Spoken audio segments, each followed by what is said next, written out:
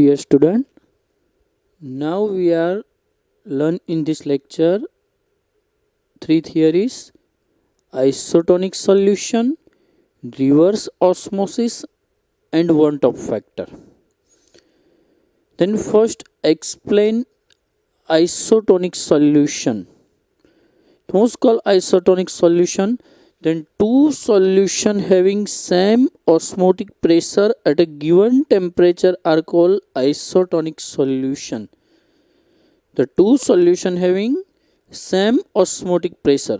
So both solution are same osmotic pressure. When such solution are separate by SPM, then no osmosis between them.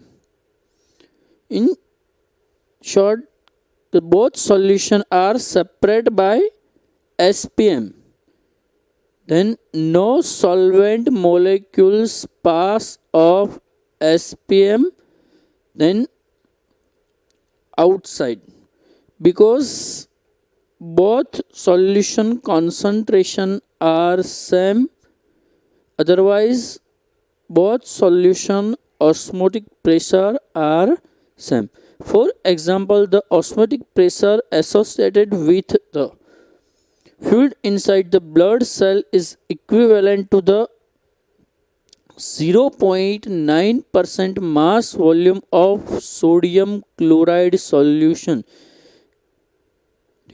In shortly, both solution, the blood cell and 0.9% mass by volume sodium chloride solution are both solution osmotic pressure are same. So no transferred solvent molecules in solution. Second, otherwise उसमें दो और types है, hypertonic solution and hypotonic solution.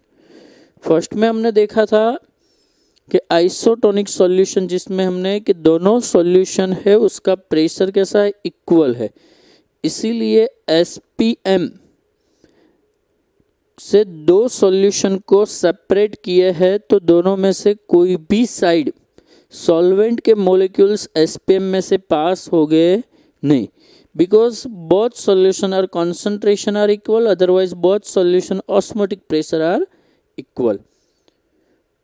But what's called hypertonic and hypotonic solution? The solution which possess more osmotic pressure with respect the other solution possessing less osmotic pressure.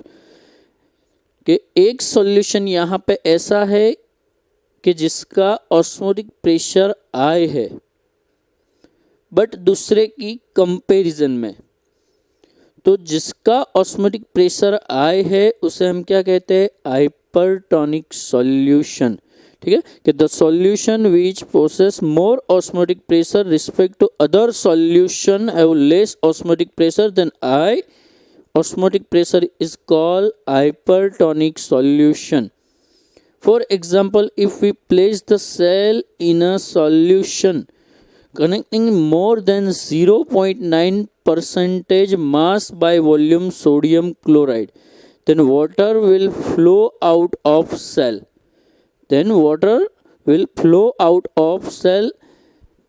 Which type of solution is called hypertonic solution. कि यहाँ पे आप देखते हो कि जो आपके plants blood cell है, जो ब्लड सेल है उसको आपको 0.9% mass by volume sodium chloride है. ठीक है, उससे ज़्यादा कॉन्सेंट्रेशन वाले सॉल्यूशन में रखते हो तो water will flow out of cell. कि जो सेल में वाटर है, ब्लड सेल में से वाटर है, वो क्या होगा, ब्लड सेल में से बाहर होगा, क्योंकि बाहर के जो सॉल्यूशन है, जो 0.9% से ज़्यादा कॉन्सेंट्रेशन वाला NaCl का सॉल्यूशन, उसकी कॉन्सेंट्रेशन हाई है.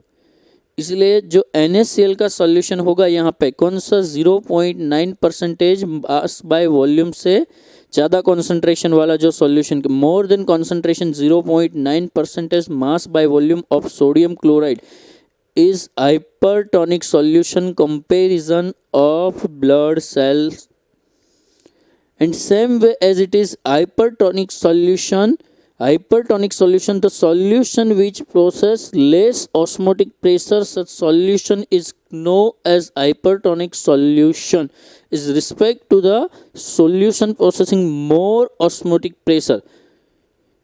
Repeat, the solution which possesses less osmotic pressure, such a solution is known as hypertonic solution with respect to the solution possessing more osmotic pressure. तो इन shortly यहाँ पे ऐसा है कि जो सॉल्यूशन है उसका ऑस्मोटिक प्रेशर लेस होगा, बट दूसरे जो सॉल्यूशन है उसके कंपैरिजन में कि जिसका ऑस्मोटिक प्रेशर ज़्यादा है उसके कंपैरिजन में जिसका ऑस्मोटिक प्रेशर लेस है, तो जो लेस ऑस्मोटिक प्रेशर है उसे हम कहते हैं हाइपोटोनिक सॉल्यूशन। दो सॉल्यूशन है इन शॉर्टली के दो सॉल्यूशन है जिसका ऑस्मोटिक प्रेशर ज़्यादा है, तो लेस के कंपैरिजन में ज़्यादा को हम हाइपरटोनिक कहेंगे, और जो ज़्यादा है उसके कंपैरिजन में जिसका हाइपरटोनिक सॉल्यूशन जो ऑस्मोटिक प्रेशर लेस है उसे कहते हैं hypertonic solution. Same way as it is, for example, if we salt concentration is less than 0.9 mass by volume, the solution is said to be the hypertonic. In this case, water will flow into cell. Blood cell को आप 0.9% से less sodium chloride solution में रखोगे तो क्या होगा कि यहाँ पे water will flow into the cell, कि वाटर है वो सेल के अंदर जाएगा, क्योंकि सेल जो है उसकी कॉन्सेंट्रेशन दूसरे के कंपैरिजन में ज़्यादा हो गई। तो ये 3 टाइप्स थे आइसोटोनिक में। ये फर्स्ट ऐसा था कि जो आइसोटोनिक था कि जिसमें दोनों का ऑस्मोटिक प्रेशर सेम था, हाइपरटोनिक के जिसमें दूसरे के कंपैरिजन में ज़्यादा था, एंड हाइपोटोनिक की जिसमें दूसरे के कंपैरिजन में लेस था। तो यही जो आपके पास ऑस्मोटिक प्रेशर है उससे ही ये नेक्स्ट थियरी है कि explain reverse osmosis and purification of water.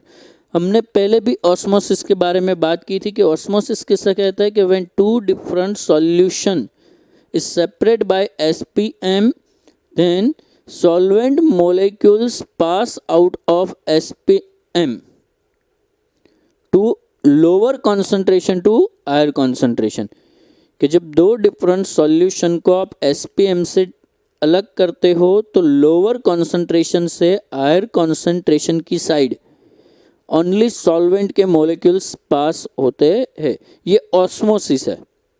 और उसके अलावा हमने ऑस्मोसिस प्रेशर भी देखा था कि ऑस्मोटिक जो प्रेशर था, तो ये जो फ्लो होता है उसे स्टॉप करने के लिए एटमॉस्फेयर के अलावा जिसकी कॉन्सेंट्रेशन हायर है वहाँ पे एक्स्ट्रा प्रेशर की रिक्वायरमेंट होती है, और जो एक्स्ट्रा प्रेशर की रिक्वायरमेंट है उसे हम क्या कहते थे, ऑस्मोटिक प्रेशर कहते थे।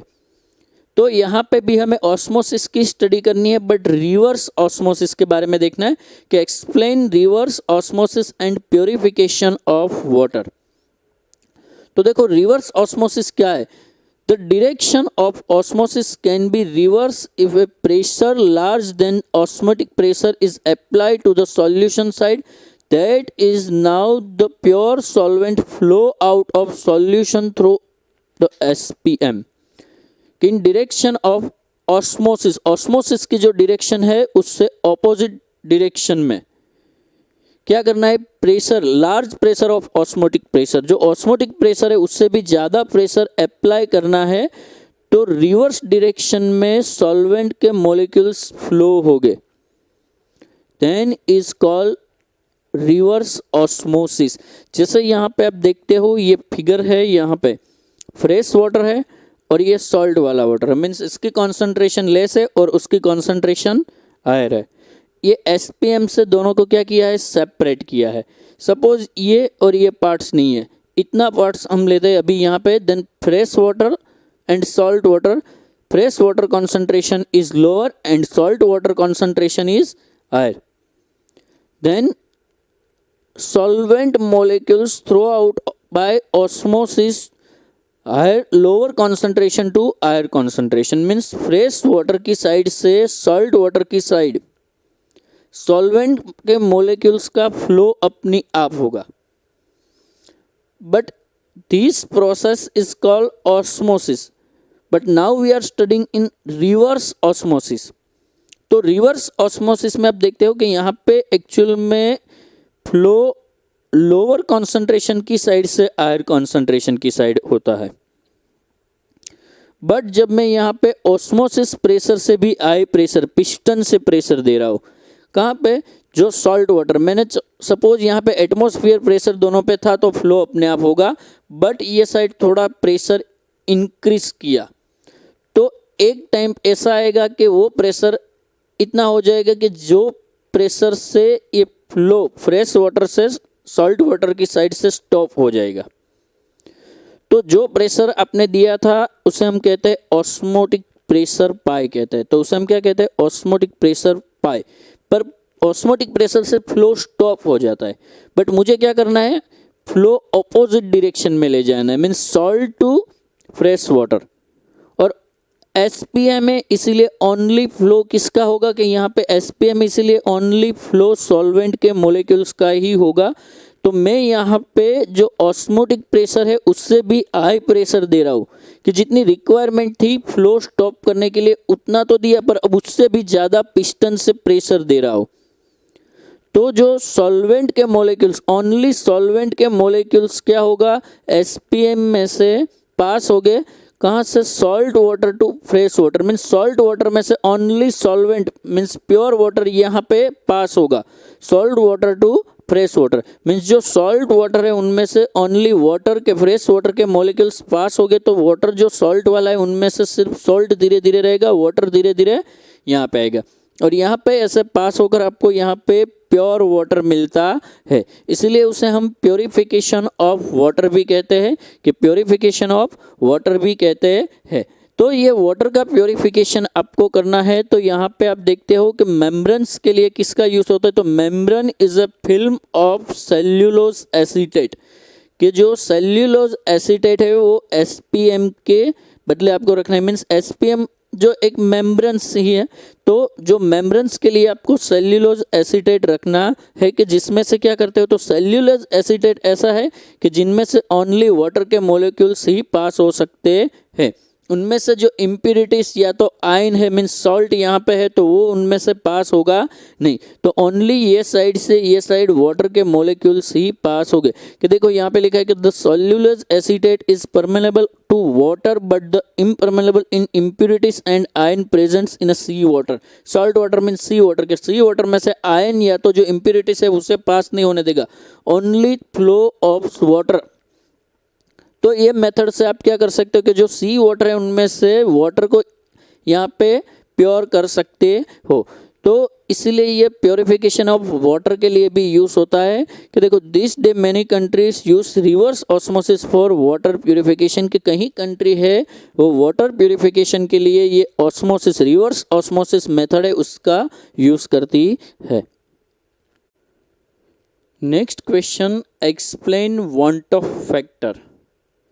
Explain want of factor. This question is last question of this chapter.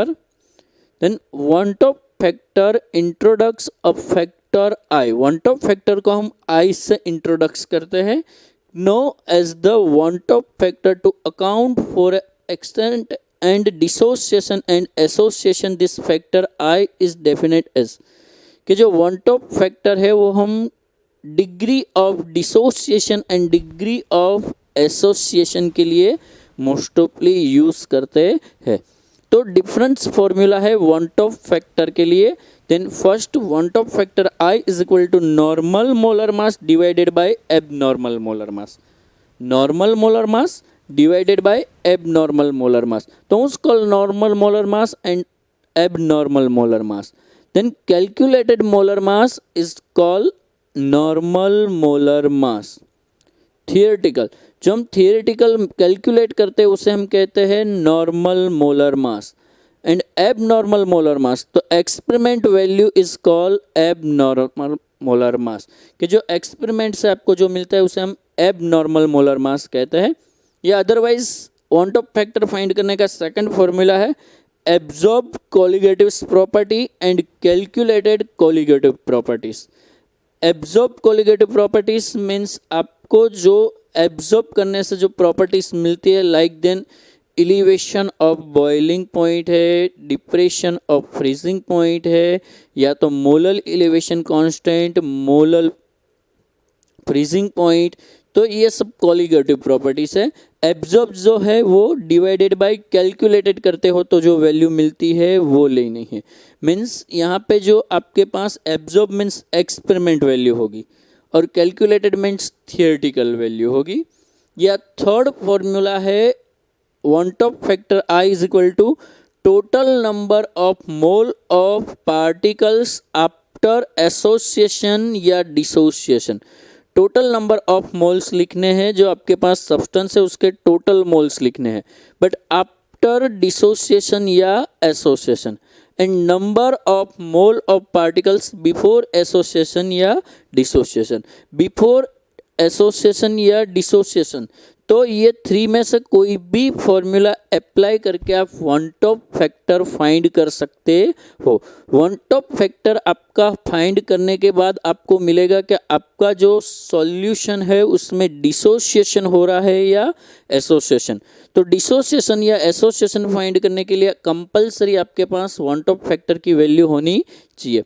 तो जैसे यहाँ पे लिखा है कि मैंने बताया उस तरह के एब normal molar mass is the experiment value, कि एब नॉर्मल जो मोलर मास है वो क्या है, एक्सपेरिमेंट जो आप कैलकुलेशन करते हैं वो है।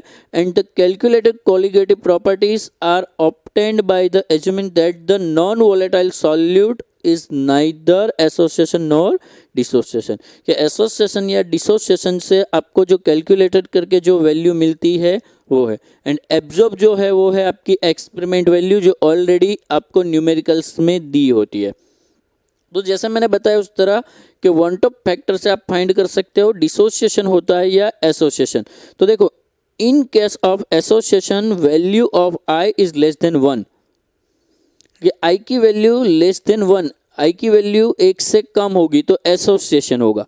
For dissociation it is greater than 1, आई की वैल्यू क्या होगी, 1 से ज़्यादा होगी, मोर देन 1, देन डिसोसिएशन, कि i is more than 1, then dissociation, and I is 1 is equal to, कि I is equal to 1 then no association nor dissociation, कि I की वैल्यू 1 होगी तो एसोसिएशन भी नहीं होगा और डिसोसिएशन भी नहीं होगा। तो I की वैल्यू जैसे हम फॉर एग्जांपल लेते हैं कि the value of I for aqueous KCl solution is close to 2, कि आई की वैल्यू देखते हो आप तो कैसा, जैसे KCl aqueous solution of KCl का है तो उसकी वैल्यू आपको 2 के नियरली मिलती है, मीन्स 1.98 या तो 1.99, सो क्लोज टू 2।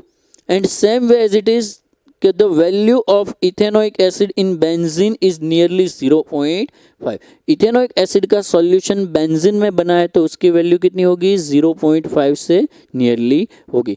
तो वेंट ऑफ फैक्टर को हम मॉडिफाइड करते हैं, जो इक्वेशन हमने डिफरेंट टाइप के जो सब्सटेंस के लिए लॉ अप्लाई किए थे, जैसे कि राउल्ट्स लॉ था, फिर elevation in boiling point, depression in freezing point, osmotic pressure था, तो उसमें आई को हम कैसे इंक्लूड करते हैं। जैसे देखो, राउल्ट लॉ हमारे पास था P10 minus P1 divided by P10 is equal to N2 by N1 था। तो यहाँ पे आपको वांट ऑफ फैक्टर की वैल्यू लिख देनी है। सो फॉर्मूला हो जाएगा P10 minus P1 divided by P10 is equal to I into N2 divided by N1।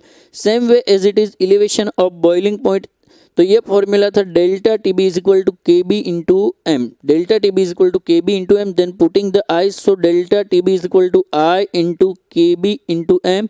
As it is depression of freezing point, delta TF is equal to KF into M, then putting I, so delta TF is equal to I into KF into M. And osmotic pressure of solution pi is equal to WRT by MV या तो W2RT by M2 into V, then osmotic pressure pi is equal to I into W2RT/M2V।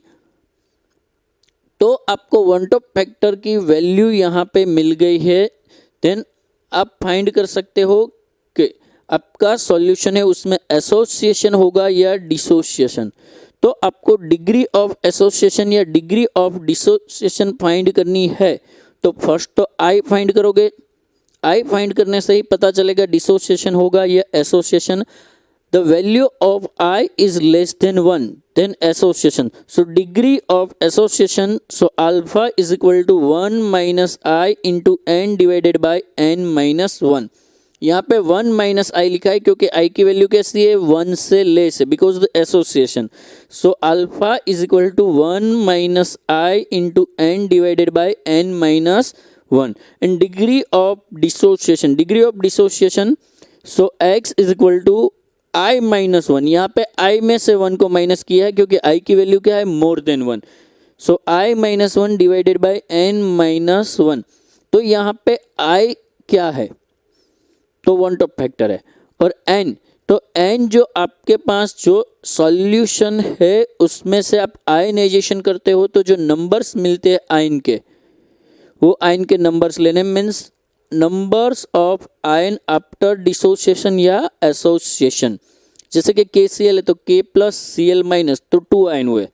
Like then FeCl3 है तो Fe plus 3 plus 3Cl minus, तो Fe plus 3 का एक ion है और Cl minus के 3 आयन है, तो टोटल हुए 4। सो n इज इक्वल टू 4। तो ऐसे n की वैल्यू लिखनी है जिससे आप डिग्री ऑफ डिसोसिएशन और डिग्री ऑफ एसोसिएशन फाइंड कर सकते हो। तो इतनी थियरी थी ये चैप्टर के लिए।